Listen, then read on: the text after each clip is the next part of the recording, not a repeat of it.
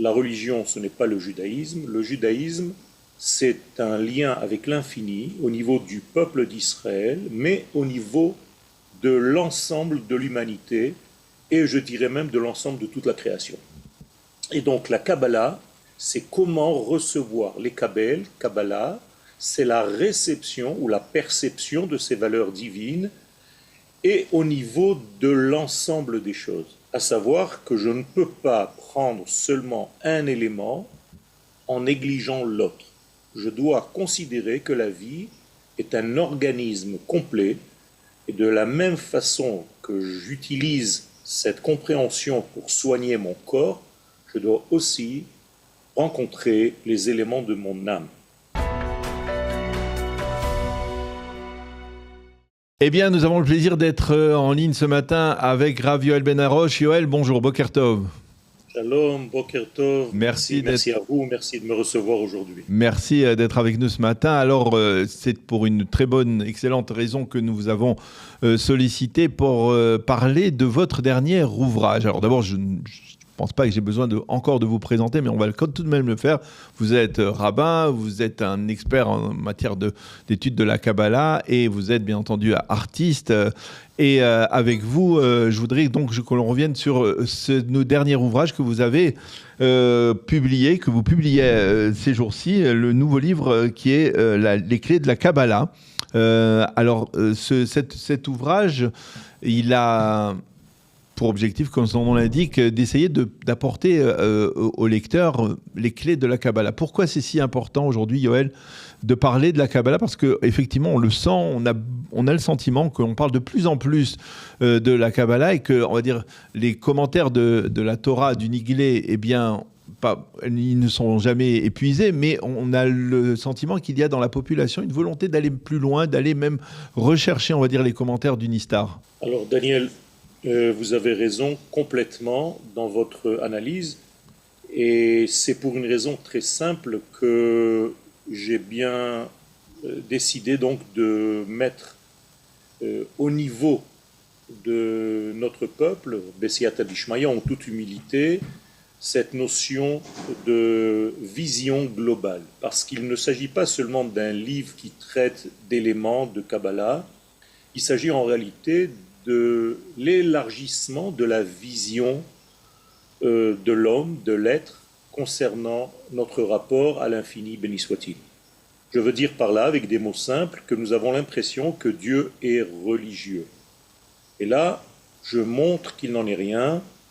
La religion, ce n'est pas le judaïsme. Le judaïsme, c'est un lien avec l'infini au niveau du peuple d'Israël, mais au niveau de l'ensemble de l'humanité, et je dirais même de l'ensemble de toute la création.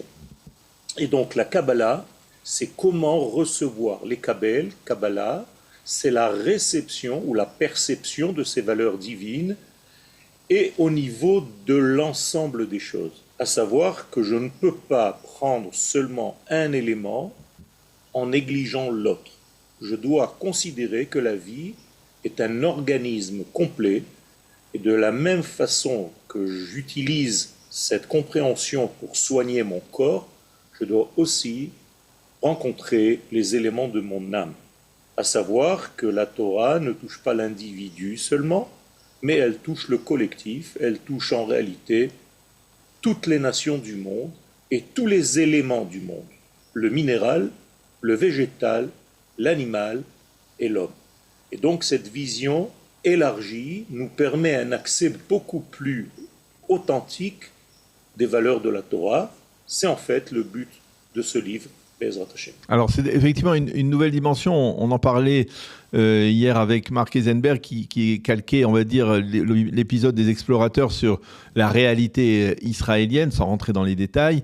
Mais ça, on peut le comprendre, c'est-à-dire comment on comprend, on va dire, les explications du Zohar, les explications de la Kabbalah, et comment on les traduit dans une forme de réalité israélienne aujourd'hui, de réalité on va dire, de l'ensemble du peuple juif. C'est très simple, le Hari Akadosh, le Harizal, nous donne un grand secret, justement, puisque vous avez mentionné la section des explorateurs. Le Harizal nous dit que leur erreur, c'est d'avoir regardé la réalité ce qu'ils pensaient être la réalité seulement avec les yeux extérieurs. Autrement dit, ce que l'intellect humain peut saisir, donc sa raison, son intellect, son monde rationnel, alors que Moshe les envoie pour regarder également les profondeurs de la terre, à savoir la partie secrète qui n'est pas vue au premier degré. Et les explorateurs n'ont pas fait cela, ne se sont focalisés que sur la partie superficielle et donc sont arrivés à des conclusions néfastes concernant la terre d'Israël. Eh bien, exactement, nous pouvons faire ce parallèle aujourd'hui, sans rentrer dans les détails. Il est des êtres qui voient l'extériorité, donc la face de l'information première, sans approfondir leur vision et commencer à regarder en fait le monde avec les yeux quelque part du divin. Eh bien, c'est exactement ce que la Kabbalah nous offre, c'est de commencer à appréhender la réalité avec d'autres lunettes, avec d'autres yeux, avec un autre regard. On va peut-être effleurer, on va dire, les secrets de la Kabbalah à travers votre ouvrage. Vous parlez des clés de la Kabbalah. Vous pouvez nous en donner quelques-unes au moins pour nous donner envie ? Par exemple... on parle des sphirotes peut-être ? Oui, je vais rester dans le domaine des explorateurs. Le texte nous dit que Moshe envoie les explorateurs, et je cite en hébreu, Latour et Haaretz. Si vous prenez les initiales de Latour et Haaretz, vous obtenez le nom de Léa. Okay. Or, Léa, nous savons dans la Kabbalah qu'elle représente le monde secret, le monde caché. Alors que les explorateurs, le texte nous dit qu'ils sont partis Rechov Levo Hamat. Et là, c'est les initiales de Rachel. Et là, la notion de Rachel dans la Kabbalah, c'est la notion extérieure. Autrement dit, je résume, Moshe les envoie pour voir Léa, le secret de la terre, le côté caché de la terre, et eux se focalisent sur Rachel, seulement le degré superficiel. Donc vous voyez ici deux notions, deux noms de femmes. Si vous ne les réunissez pas, vous n'avez pas de vision globale. Et c'est la raison pour laquelle Yaakov va épouser ces deux femmes pour faire le lien entre le monde de Léa qui représente le monde caché et le monde de Rachel qui représente le monde dévoilé. C'est en faisant ce mariage avec ces deux sœurs qu'il y a une possibilité d'avoir une vision globale de tout ce que nous faisons. Alors, par exemple, quelle est la part des sphirotes, des sphirotes dans les clés de cette compréhension de la Kabbalah? Alors, nous avons en fait, entre l'infini et nous, en gros, une multitude d'écrans qui jouent le rôle de filtre pour ne pas être brûlés par la lumière de l'infini, pour nous donner la possibilité d'avoir un choix dans notre monde. Il y a en réalité des couches, on appelle ça des séphirotes. Donc il y en a 10 qui sont elles-mêmes subdivisées par 10 et jusqu'à l'infini. Et donc c'est à travers ce filtre-là que nous avons accès aux valeurs de l'infini. Plus exactement, c'est l'infini qui descend vers nous. Et selon le degré que je suis capable de toucher en appuyant sur le bouton d'une sphère ou d'une autre, eh bien, apparaît à moi une expression de la volonté divine selon la sphira en question.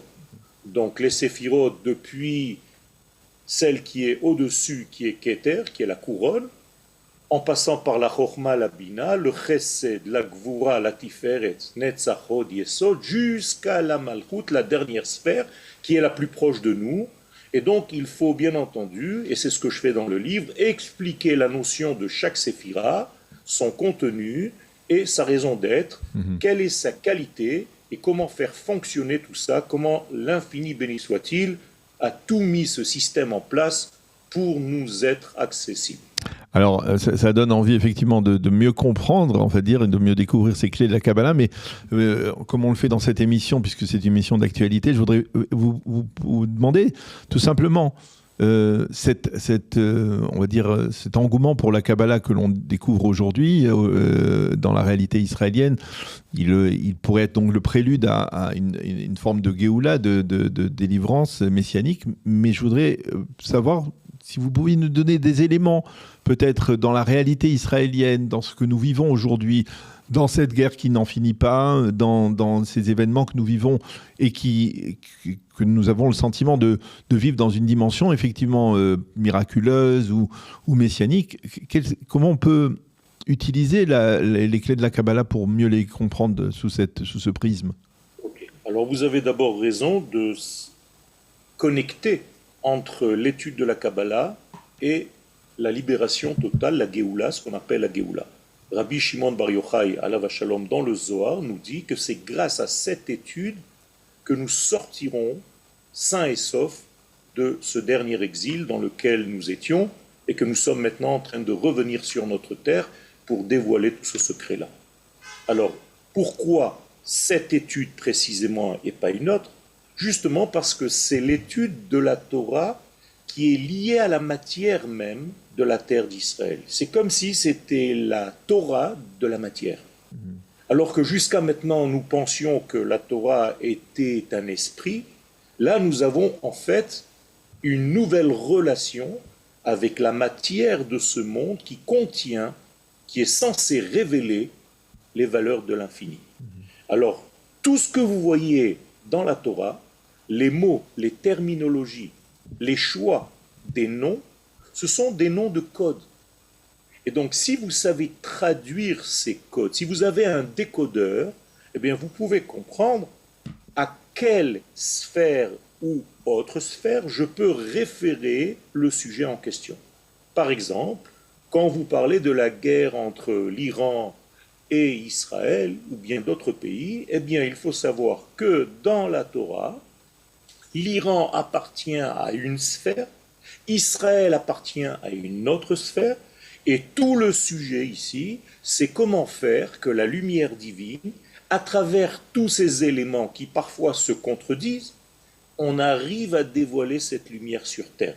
Alors je ne peux pas le faire ici parce que nous n'avons pas vraiment le temps, mais c'est la source même de toute notre étude en ce moment, c'est de décoder en réalité les terminologies de la Torah pour savoir comment appréhender et voir l'information du jour avec les yeux qui sont les vrais yeux, le vrai regard sur l'actualité. Sinon, on s'y perd, sinon on tombe dans la peur et dans l'angoisse parce qu'on n'a pas cette vision globale.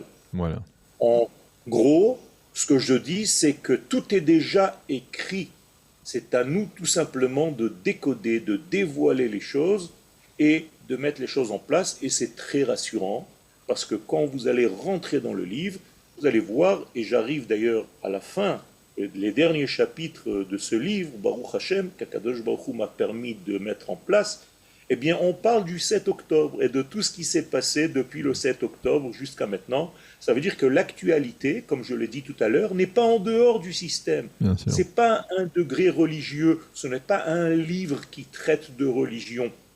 C'est un livre qui traite de la nation d'Israël sur sa terre et sa place au sein des nations du monde. Quel est son rôle au sein des nations du monde? Là est la clé véritable de la Kabbalah. Eh bien, on l'a bien compris et on vous remercie beaucoup, Rav Yoel Ben Harosh, de nous avoir éclairé donc sur cette voie-là, donc de découvrir, pour permettre de découvrir les clés de la Kabbalah et de les utiliser surtout pour mieux comprendre la réalité dans laquelle on évolue. Merci beaucoup, Rav Yoel Ben Harosh, d'avoir été avec nous ce matin. Je rappelle donc la publication. D'abord, où est-ce qu'on peut le trouver, le livre? Il faut rentrer dans Oroth Ekelim, c'est un Oroth Vekelim, c'est un site, ou alors les éditions VAV. Vous marquez éditions VAV, vous tombez directement et vous pouvez commander tout de suite le livre. Il est en ligne. Voilà, donc les clés de la Kabbalah, donc aux éditions VAV, le dernier ouvrage du Rav Yoel Ben Harosh. Merci encore, Yoel, d'avoir été avec nous ce matin. Bonne journée. Merci à vous de m'avoir invité. Toda rabba, amen.